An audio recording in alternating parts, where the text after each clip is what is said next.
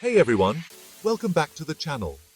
In today's video, we're diving into two common problems in machine learning, overfitting and underfitting. We'll talk about how to recognize them, how to avoid them, and also explain the bias-variance trade-off. Let's get started. First up, overfitting. This happens when a model learns the training data too well.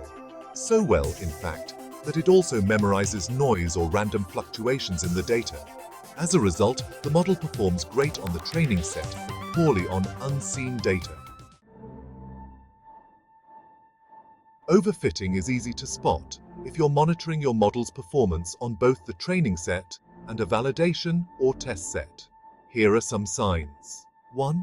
High accuracy on the training set, but much lower accuracy on the validation set. 2. The model is overly sensitive to minor fluctuations in the data. 3.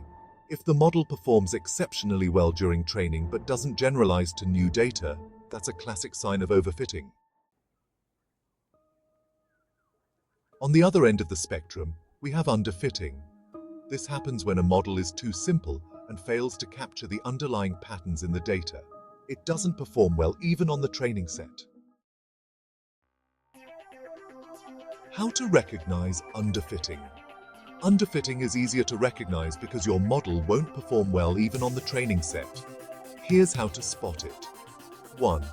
Low accuracy on both training and test sets. 2.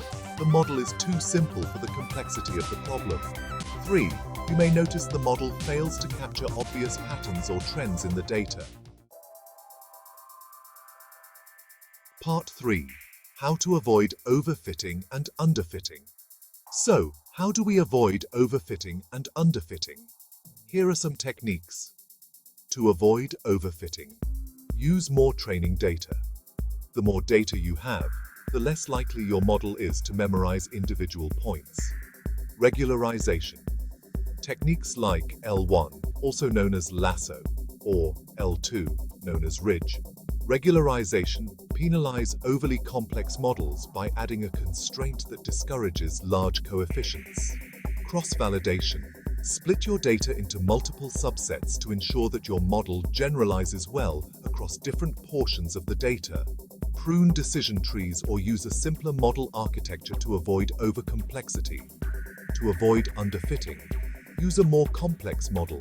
If your model is too simple, try using more powerful algorithms like neural networks, decision trees, or random forests. Feature engineering. Add more relevant features that can help the model learn better patterns. Increase training time. In some cases, the model just needs more epochs to learn the patterns in the data. Part 4. The Bias-Variance Trade-off. Now let's talk about the bias-variance trade-off, which is key to understanding the balance between overfitting and underfitting.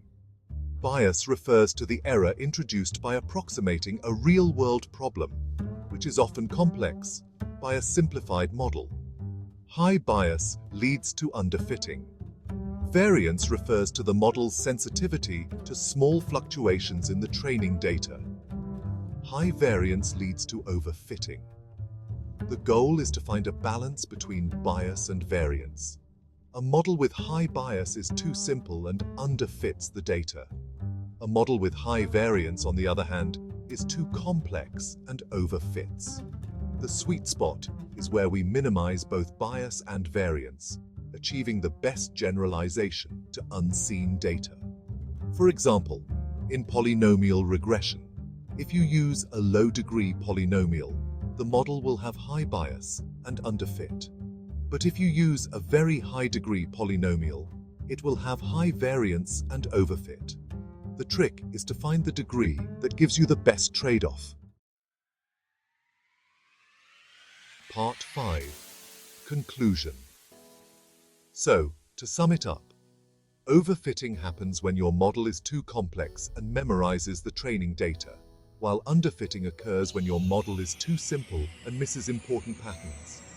To avoid both, you need to carefully balance model complexity, training data, and regularization techniques. The bias-variance trade-off helps you find the optimal model that generalizes well to new data without being too simplistic or too complex. Thanks for watching. If you found this video helpful, don't forget to like, subscribe, and hit the notification bell. And if you have any questions, feel free to drop them in the comments below. See you in the next video.